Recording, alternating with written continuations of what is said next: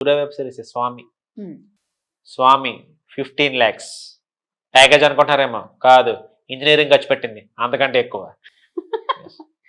Okay super. మీకు ఎప్పుడైనా ఇట్లా బ్యాడ్ కామెంట్స్ వచ్చాయా మరి? వస్తాయని బాబు, పని పాట లేకుండా ఏదో ఒకటి పెడతానే ఉంటారు. నాకు అదొకటి అర్థం కాదు నాకు. ఉమ్. ఇప్పుడు చెప్పడం చాలా ఈజీ, నేను చెప్పాను కదా.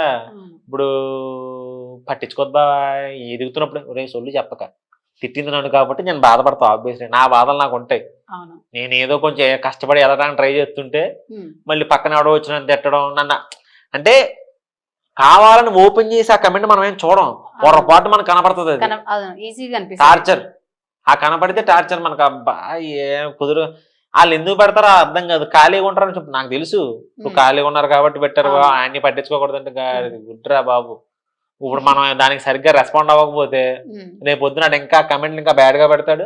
అవును. మన ఇంట్లో మన అమ్మ నాన్న జోలు కూడా వస్తాడు. అవును. సో